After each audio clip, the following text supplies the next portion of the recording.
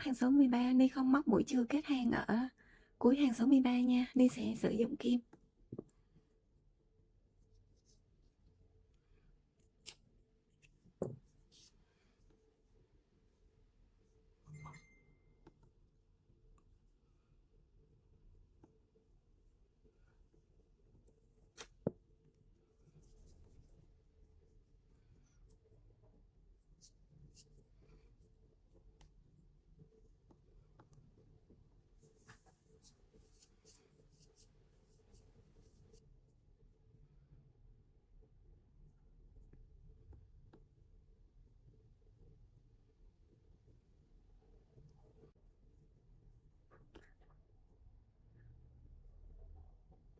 Mũi đầu tiên của hàng số 13.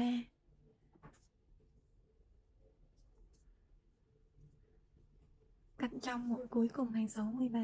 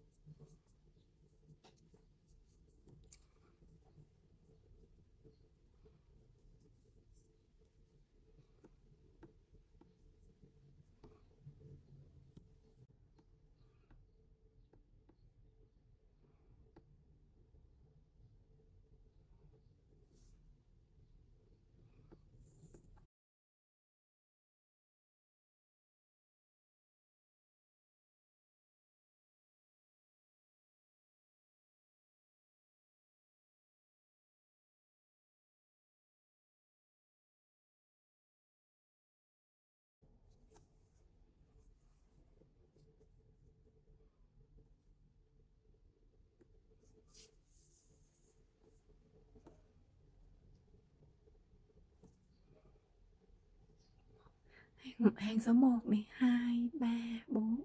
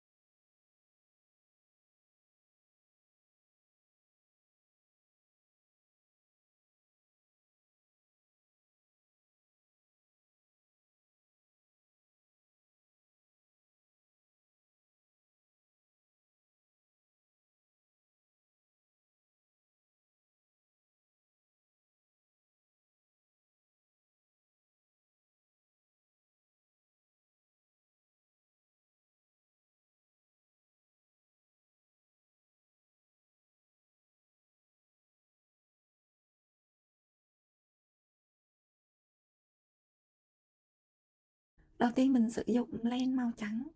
Hàng thứ nhất có 18 mũi xích.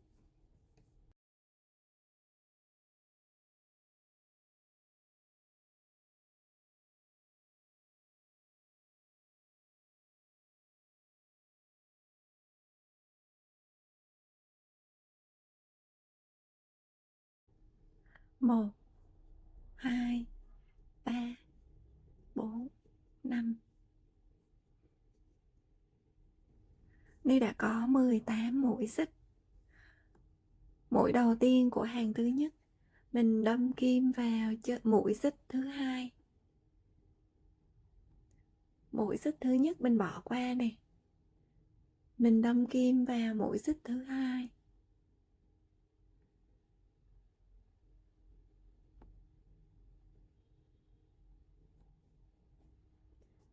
Móc một mũi đơn.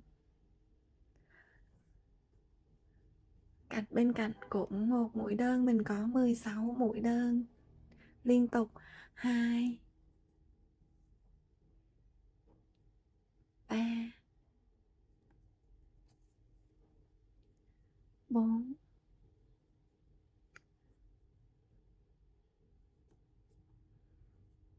6.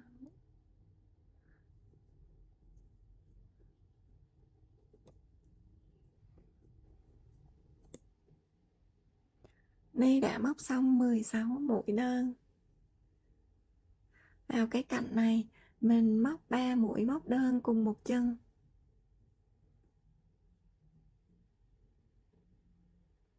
Một nè, 2, 3. Mình móc 3 mũi móc đơn cùng một chân. Mình gọi tắt cái mũi này là mũi W. Tiếp theo ở các cạnh đối diện.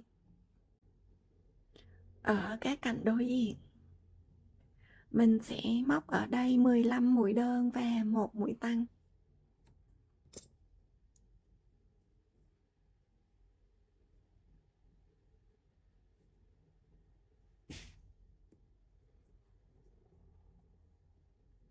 Một, hai,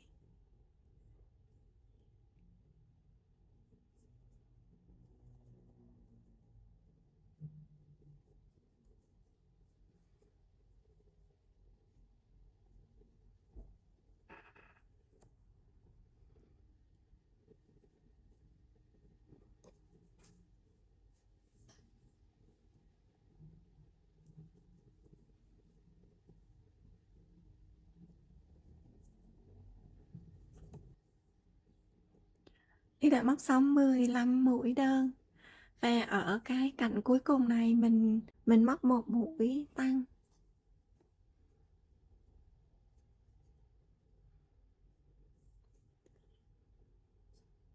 Để kết thúc hàng thứ nhất, mình móc một mũi trượt nhỏ xíu vào mũi đầu tiên của hàng thứ nhất.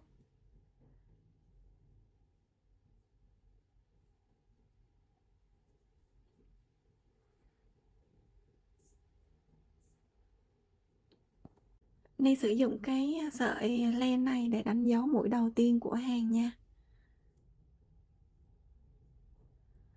Hàng thứ hai, để bắt đầu hàng thứ hai mình cũng móc một mũi xích nhỏ xíu. Mũi đầu tiên của hàng thứ hai mình đâm kim vào đúng cái mũi mà mình mới vừa đi mũi trượt, móc một mũi tăng.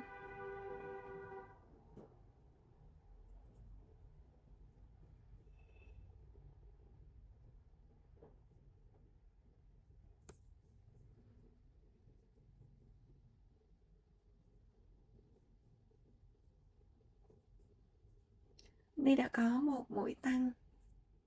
Và tiếp theo là mình có 15 mũi đơn.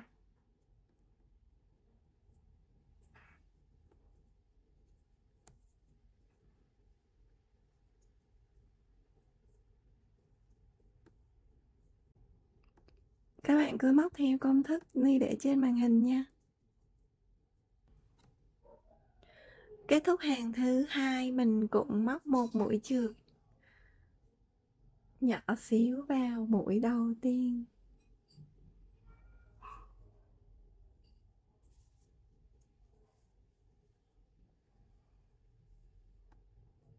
Hàng thứ ba, để bắt đầu hàng thứ ba cũng móc một mũi xích nhỏ xíu.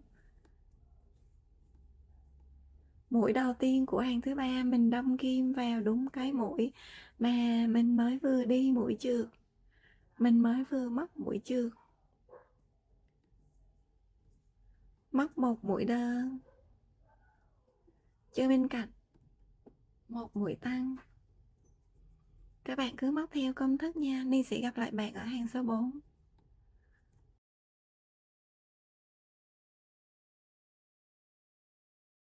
Hàng số 4 là mình sẽ gắn 4 cái chân vào.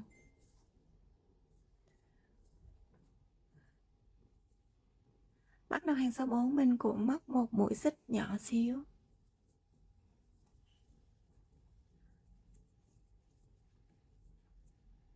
Mũi đầu tiên đâm kim vào đúng cái mũi mà mình mới vừa đi mũi trượt. Móc một mũi đơn.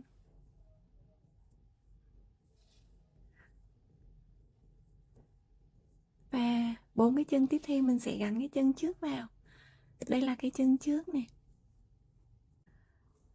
Đây là chân số 1 nè, 2, 3, 4. Đầu tiên là mình sẽ gắn cái chân này vào. Đây là chân số 1.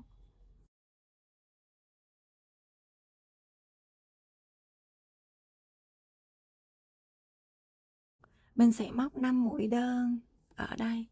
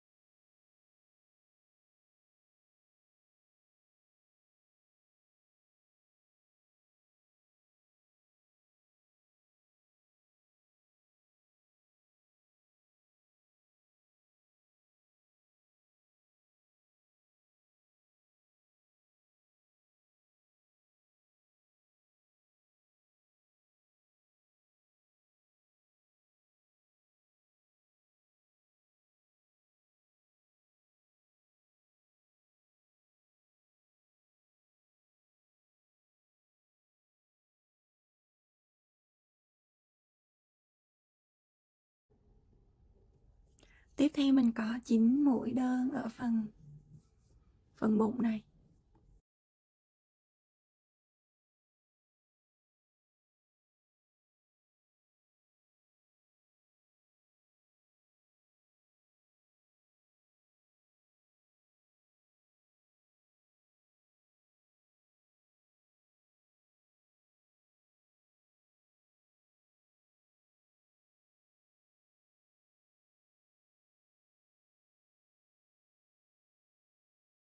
Và tiếp theo mình sẽ gắn cái chân số 2 vào. Cái chân số 2 là một cái chân sau.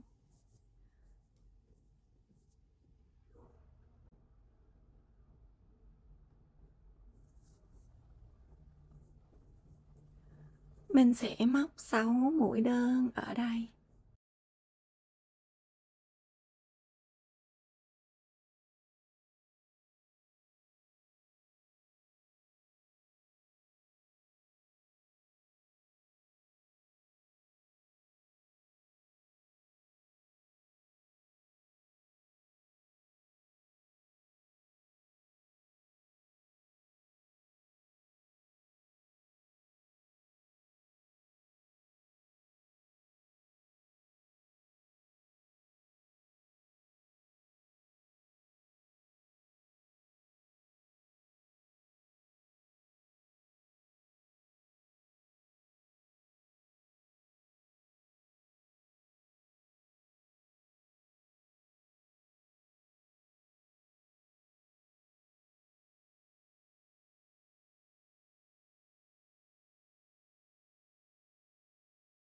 Tiếp theo mình sẽ có 4 mũi đơn.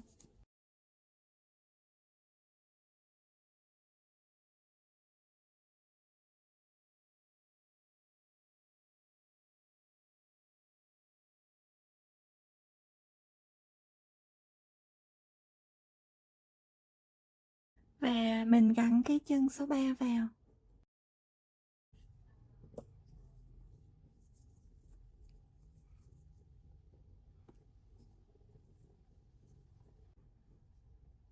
Cái chân số 3 đây.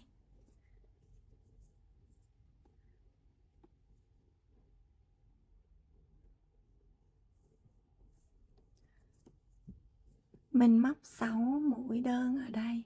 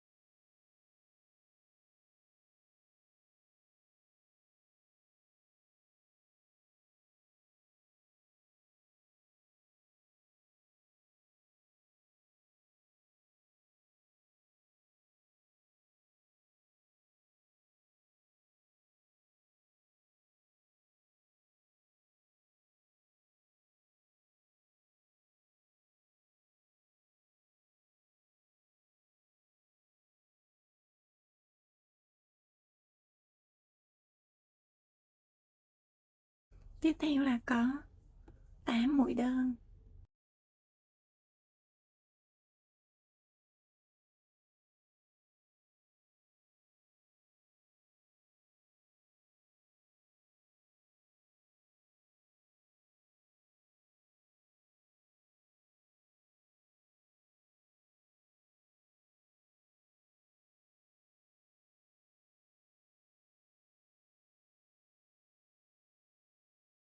Và mình gắn cái chân số 4 vào.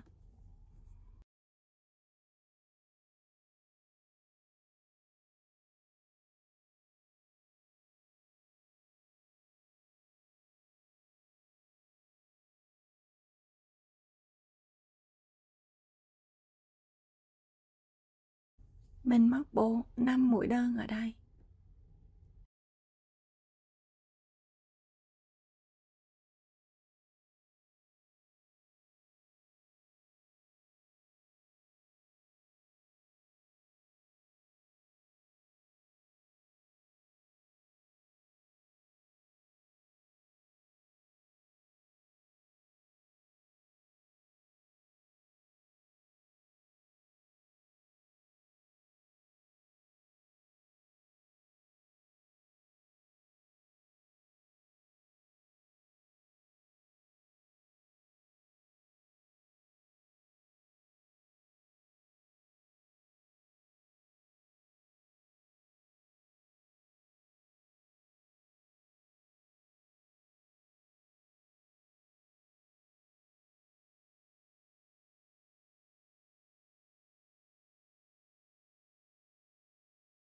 Tiếp theo mình có 4 mũi đơn.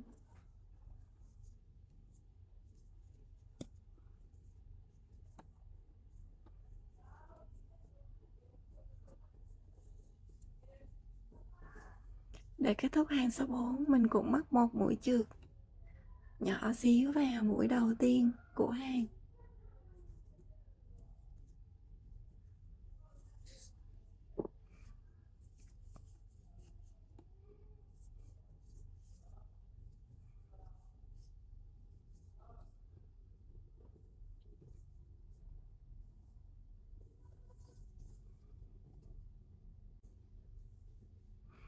Hàng số 5.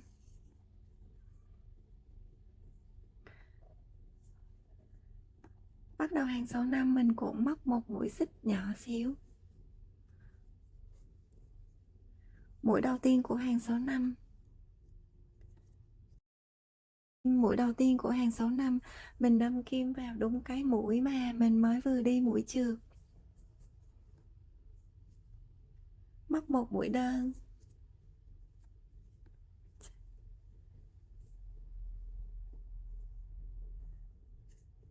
Tiếp theo là mình sẽ chuyển qua len màu cam.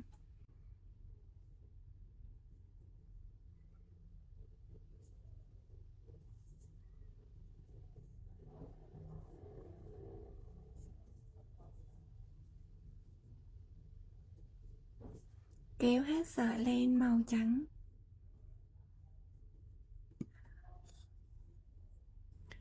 Ở các mũi còn lại, ở cái chân số 1 này mình sẽ móc một tăng và một cụm, một đơn, một tăng, một đơn lặp lại 2 lần ở các mũi còn lại ở cái chân số 1 này.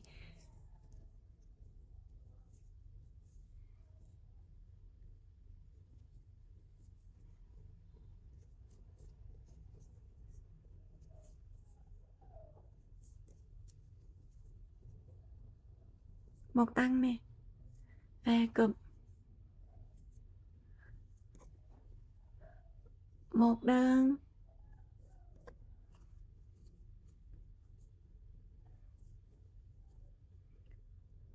một tăng,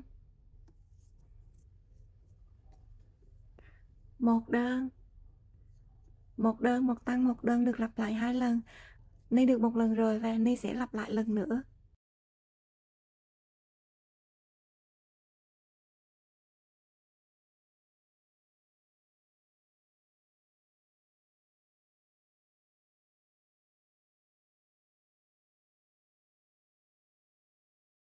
Ni kéo sợi len màu trắng qua để chuẩn bị đổi màu.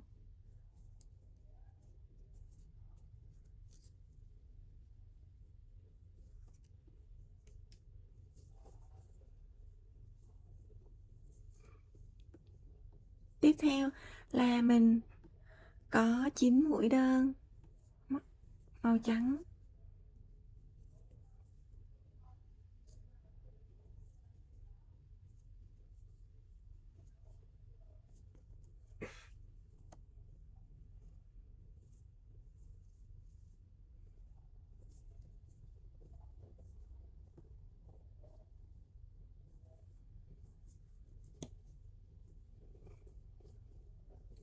Ni kéo theo sợi len màu cam qua để chuẩn bị đổi màu.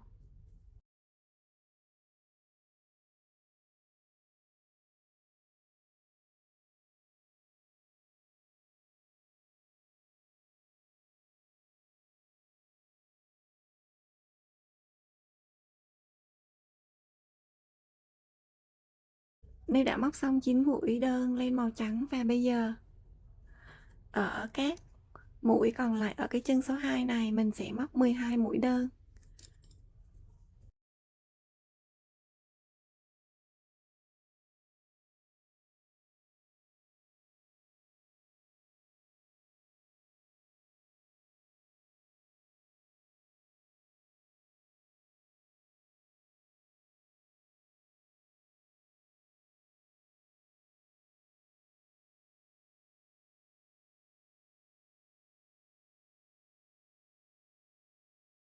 Ni kéo theo sợi len màu trắng qua để chuẩn bị đổi màu.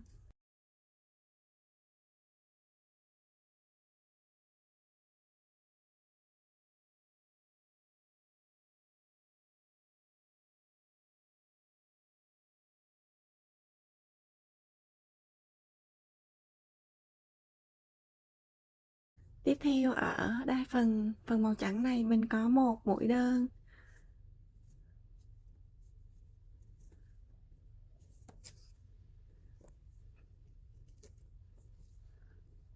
một mũi đơn màu cam và hai mũi đơn màu trắng.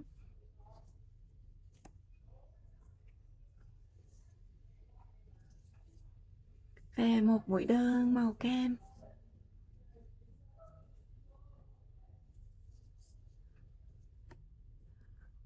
Ở các mũi còn lại ở cái chân số 3 này mình cũng móc 12 mũi móc đơn.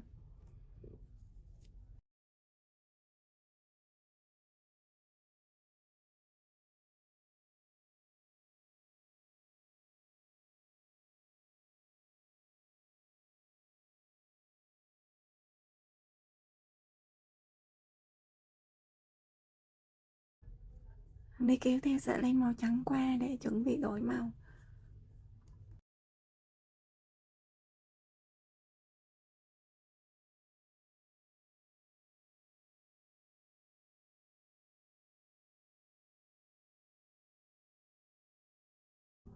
Tiếp theo mình có 8 mũi đơn màu trắng.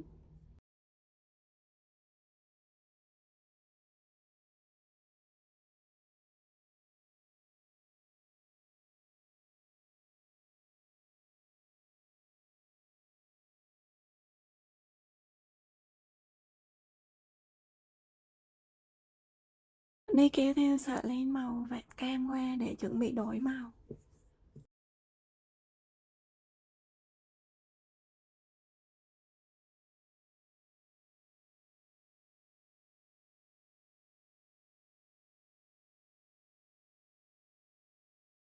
Ở các mũi còn lại ở cái chân số 4 này mình móc một cụm, một đơn, một tăng, một đơn lặp lại 2 lần và một tăng.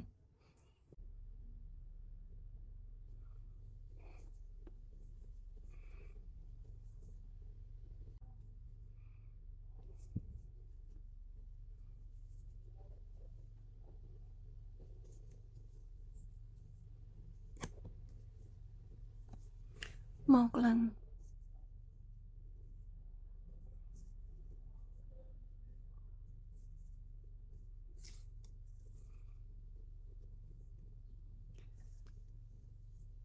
Hai lần và một mũi tăng đi kéo theo sợi len màu trắng qua để chuẩn bị.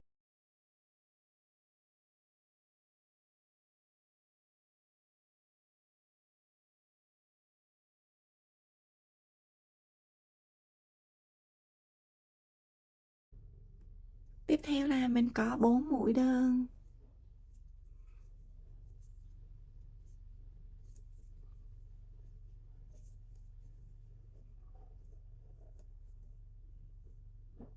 Kết thúc hàng số 5 mình cũng móc một mũi trượt nhỏ xíu vào mũi đầu tiên của hàng số 5.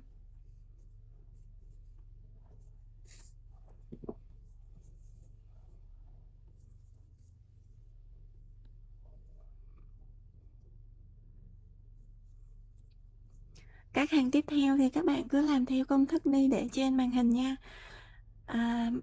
Mình cứ móc theo các mũi móc ở ngoài cùng này nha. Mình cứ móc các mũi móc ở ngoài cùng này nha.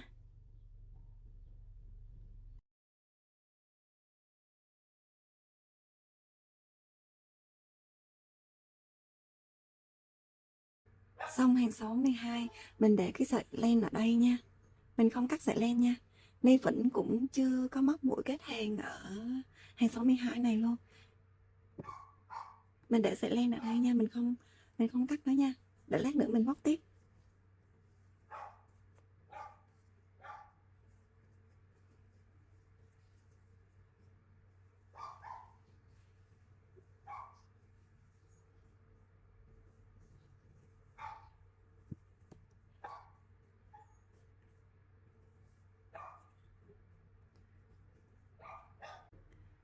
Đây là mũi đầu tiên của hàng số 12 nè.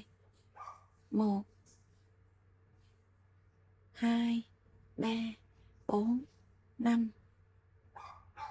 Bỏ qua 5 mũi, đâm kim vào mũi thứ 6.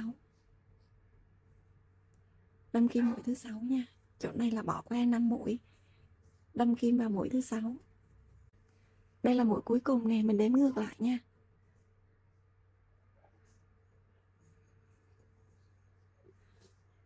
1 này, 1 2 3 4 5 6 7 8 9. Bỏ qua 9 mũi, đâm kim vào mũi thứ 10.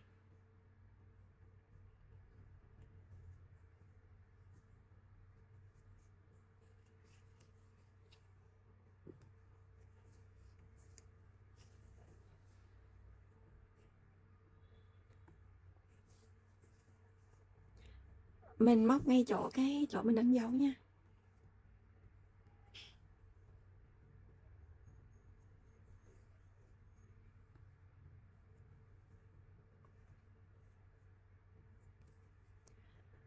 Bây giờ mình móc lên 10 mũi xích.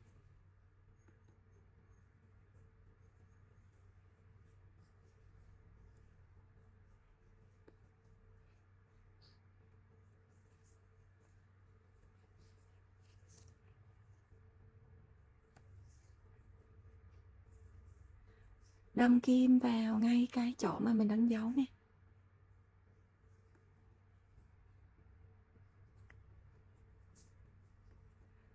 Từ đây, bây giờ mình móc từ đây qua đây 30 mũi đơn. 1 2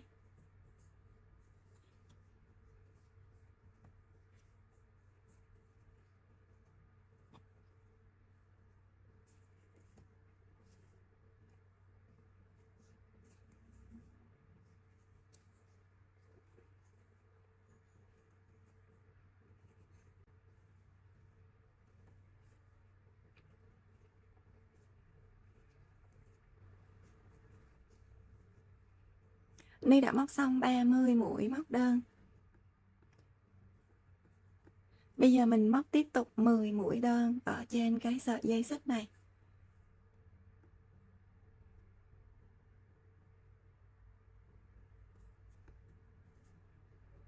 1 2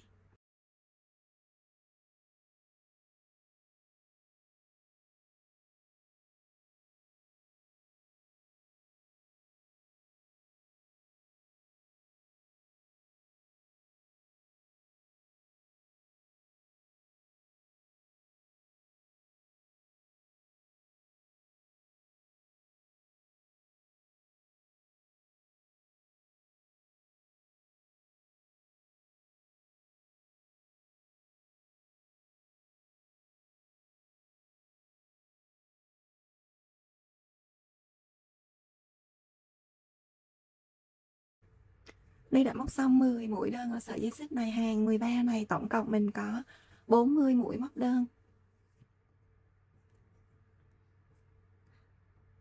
Bây giờ mình móc hàng số 15 14. Ni sử dụng sợi len này đánh dấu mũi đầu tiên nha.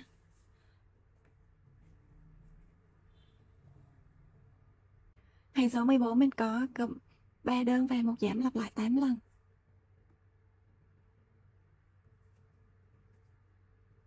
1 2 3 đơn và 1 mũi giảm. 3 đơn 1 giảm này được lặp lại 8 lần, Ni đã có 1 lần rồi và Ni lặp lại 7 lần nữa. Các bạn móc vòng theo đây nha.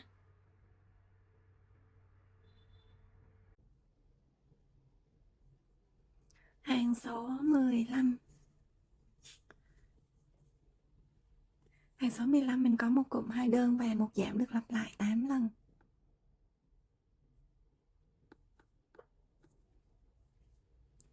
1 2 và 1 mũi giảm.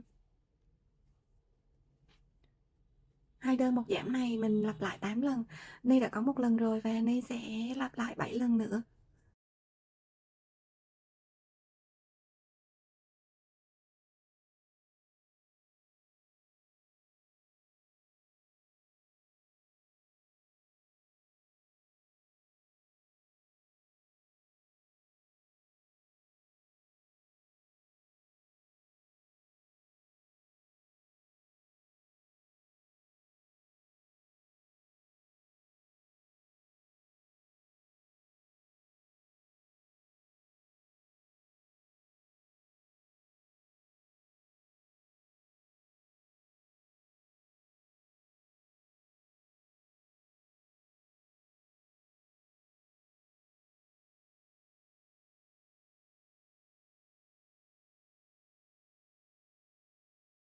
Hàng số 16 mình có một cụm 1 đơn 1 giảm lặp lại 8 lần.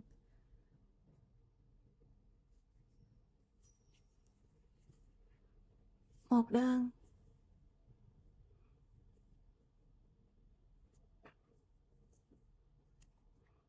1 giảm lặp lại 8 lần, Ni đã có 1 lần rồi. Và Ni lặp lại 7 lần nữa. Hàng số 17 mình có 8 mũi giảm.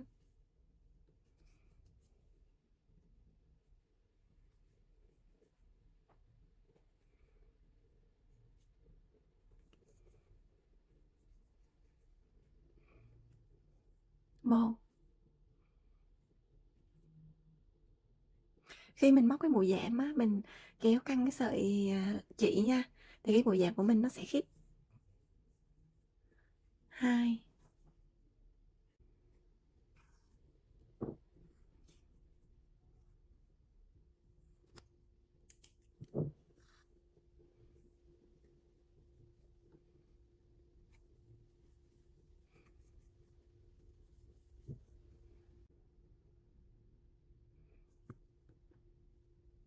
Mình chỉ lấy cạnh ngoài thôi nha.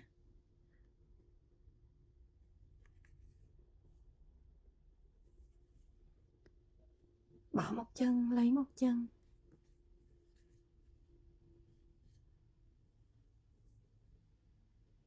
Bỏ một chân, lấy một chân.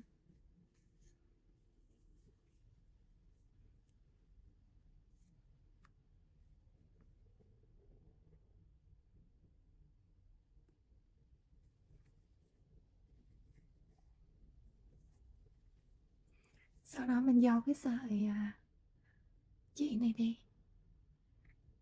Nếu mà nó hở, nếu mà mình làm mà hông có được chặt tay nó bị hở hở thì mình khâu nó vài đường cho nó bớt hở.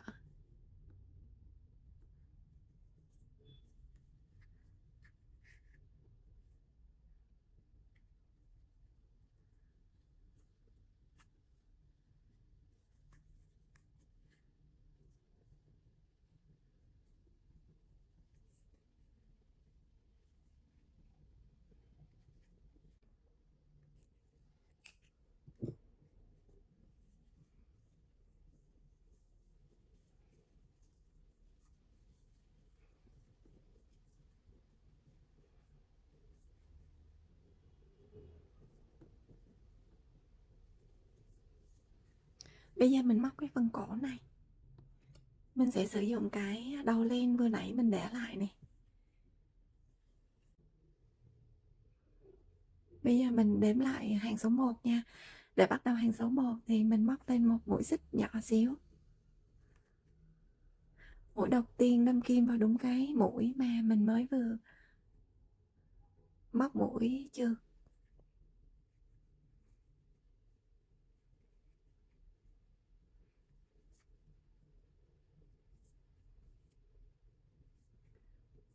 Một mũi đơn này.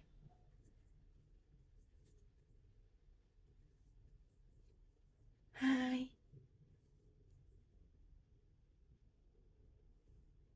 3. Mình có 3 mũi đơn len màu trắng.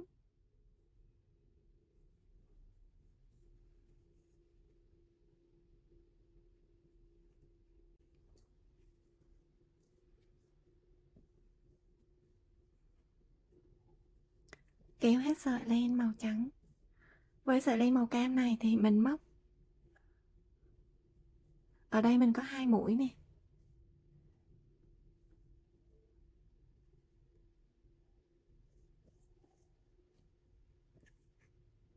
1.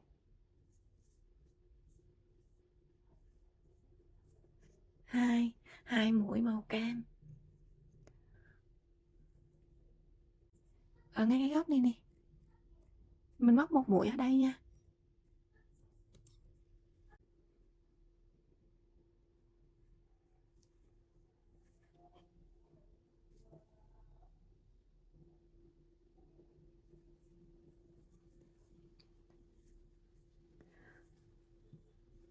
Tiếp theo là mình móc 10 mũi đơn.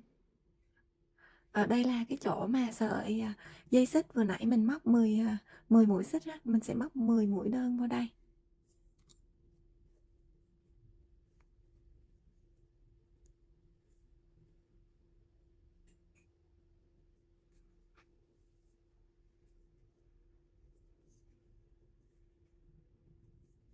Một nè. 2.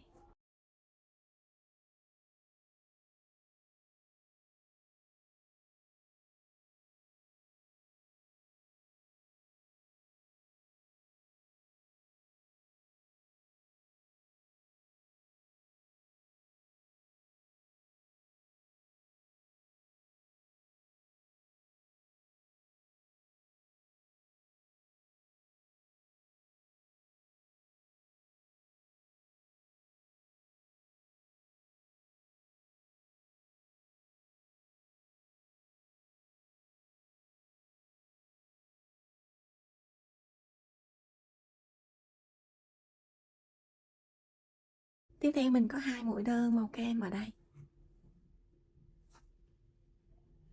Ni kéo theo sợi len màu trắng qua để chuẩn bị đổi màu.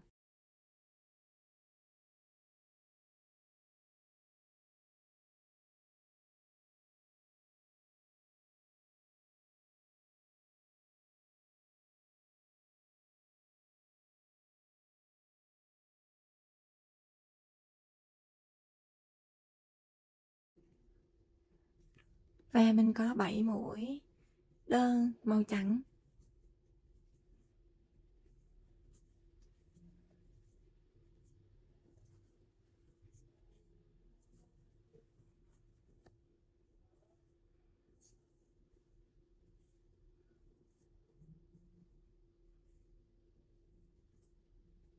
Kết thúc hàng thứ nhất, mình mắc một mũi chược nhỏ xíu vào mũi đầu tiên của hàng.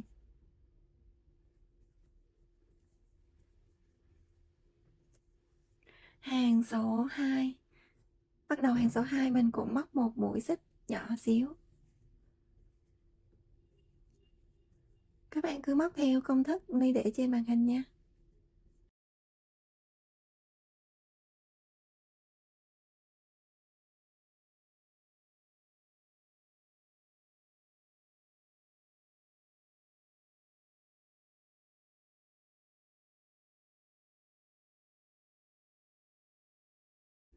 Kết thúc hàng Ni không mắc mũi chưa kết hàng ở đây để Ni sử dụng kim.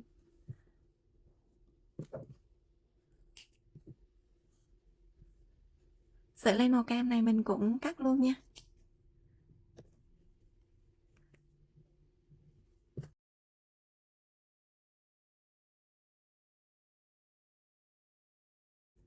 Mũi đầu tiên của hàng.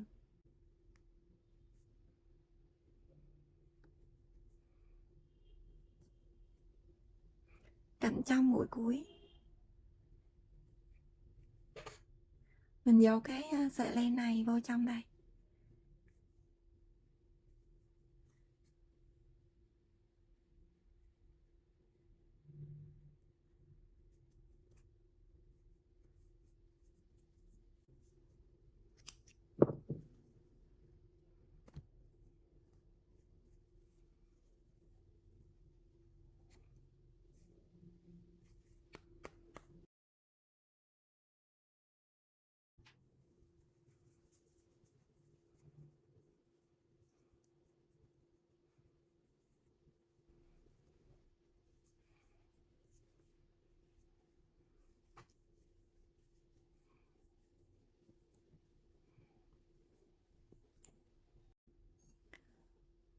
Để gắn phần đầu vô thì mình cần có một mảnh len để mình đặt lên trên đây.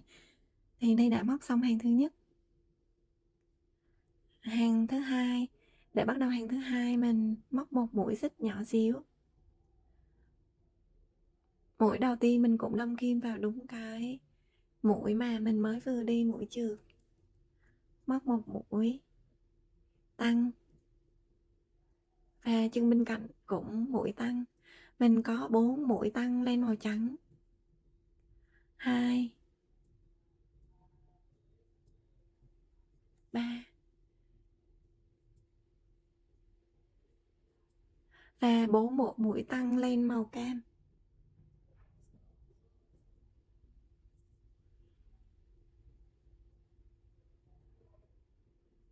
4 mũi tăng len màu trắng và 4 mũi tăng len màu cam.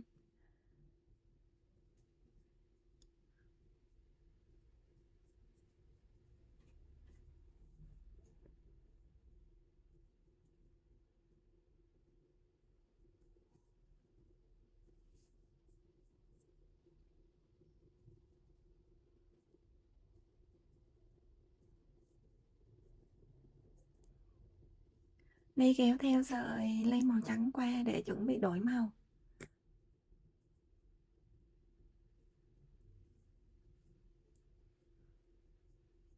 Kết thúc hàng mình cũng đi một mũi trượt. Mình cũng bắt một mũi trượt nhỏ xíu vào mũi đầu tiên của hàng số 2. Hàng số 3 mình có một cụm một đơn và một tăng lặp lại 4 lần đối với len màu trắng. Hàng số 3 là bắt đầu là len màu trắng cho nên là Ni gỡ cái mũi chừa kết hàng của hàng số 3 ra, Ni sẽ móc lại mũi chừa kết hàng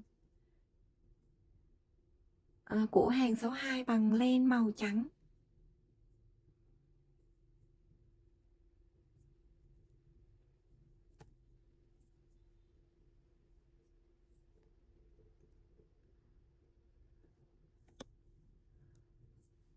Đây là mũi chừa kết hàng của hàng số 2. Hàng số 3, để bắt đầu hàng số 3 cũng móc một mũi xích nhỏ xíu. Hàng số 3 mình có một cụm một đơn và một tăng.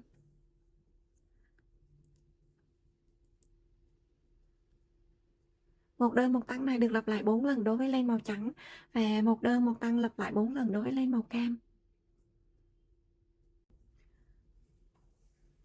Ni đã móc xong cụm một đơn một tăng lặp lại 4 lần đối với len màu cam. Để kết thúc hàng thứ 3, mình cũng móc một mũi chược nhỏ xíu vào mũi đầu tiên của hàng. Hàng số 4, để bắt đầu hàng số 4 mình móc một mũi xích nhỏ xíu và mình quay đầu lại. Hàng số 4 này mình chỉ móc cạnh sau thôi. Một cái mũi móc này thì nó sẽ có hai cạnh. Đây là cạnh trước và cạnh sau. Thì đối với hàng số 4 này thì mình chỉ móc vào các cạnh sau thôi.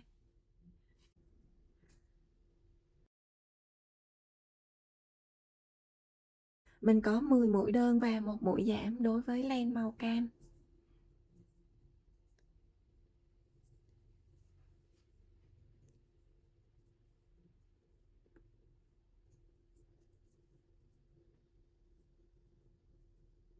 Kết thúc hàng số 4, Ni không móc mũi chừa kết hàng ở đây nha, để Ni sử dụng kim mình cắt sợi len dài dài nha, để mình còn khâu vào cái cổ.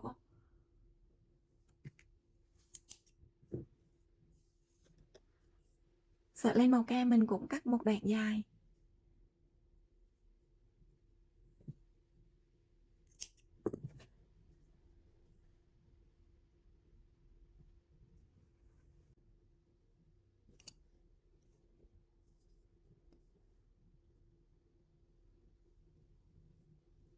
Mũi đầu tiên của hàng số 4.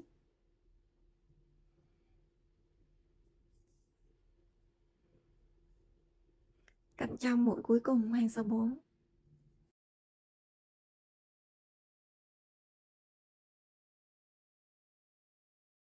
Khi mà mình móc cái cạnh sau rồi á thì vẫn còn các cạnh trước nè. Vẫn còn các cạnh trước đây thì mình sẽ sử dụng các cạnh trước này để mình may vào phần cổ nha. Mình sẽ sử dụng các cạnh này để mình may vào phần cổ.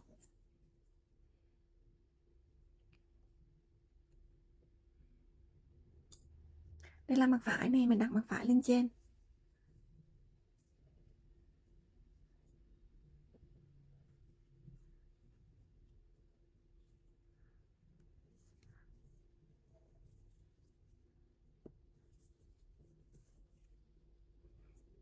Mình sẽ may phần màu cam với màu cam, màu trắng với màu trắng.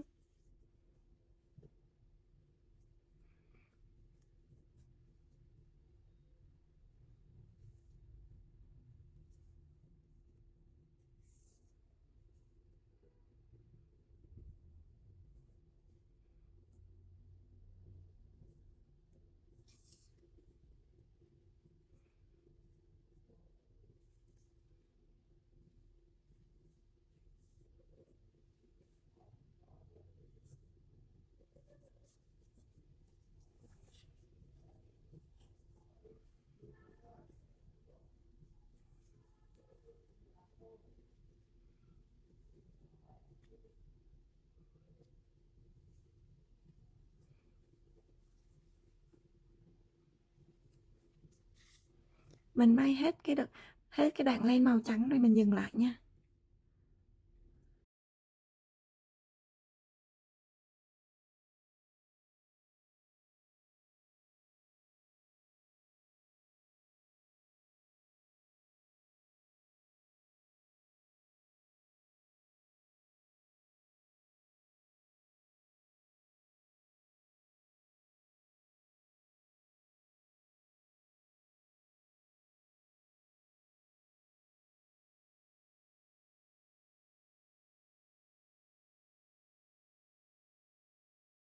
Mình may hết cái phần màu trắng đây nè, xong mình dừng lại nha.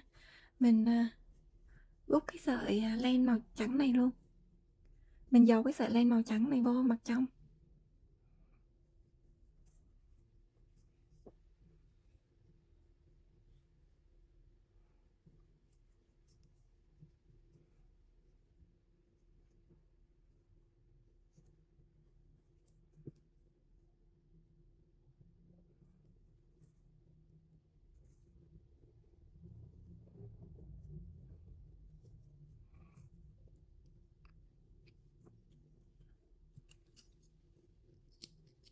Tiếp theo là mình bỏ cái phần đầu này vào. Mình sẽ sử dụng cái hạt nút thứ hai này.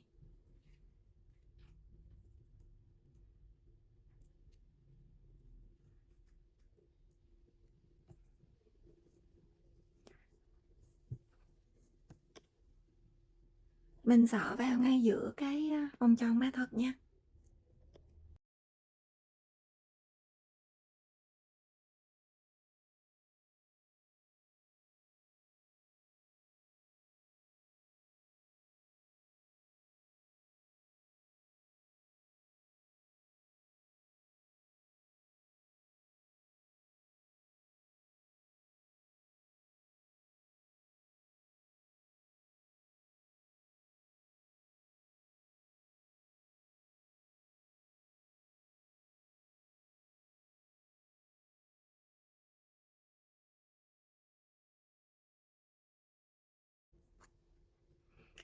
Các bạn siết cái hạt nút này nè với cái đầu này nó sát lại với nhau nha. Mình siết cái hạt nút với cái đầu này nó sát lại với nhau nè.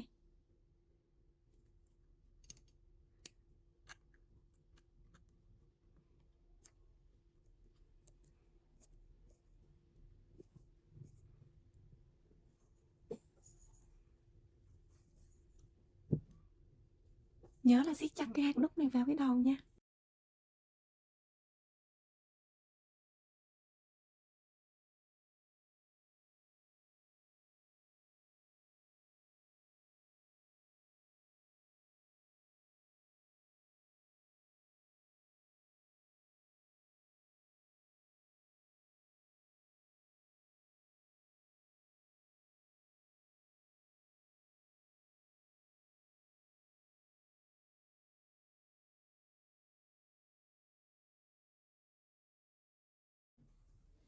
Bây giờ mình sẽ khâu hết cái phần cổ này lại bằng len màu cam.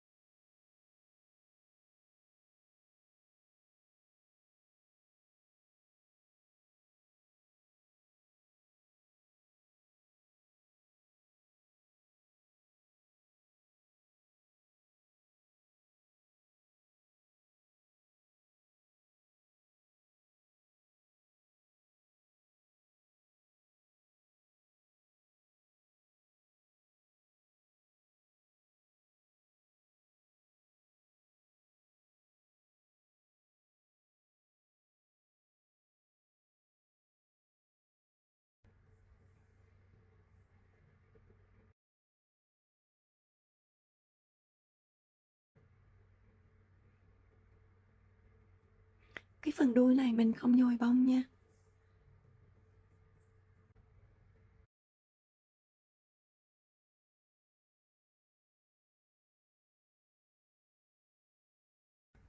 Bây giờ mình sẽ vẽ vầng cho bé hổ nha. Vẽ thì Ni nghĩ là các bạn mua màu này vẽ nha. Khi vẽ thì Ni nghĩ là nên vẽ từ phía sau ra phía trước. Đầu tiên là mình có một đường dọc chạy dài từ đây xuống đây nha. Từ trên đầu xuống này.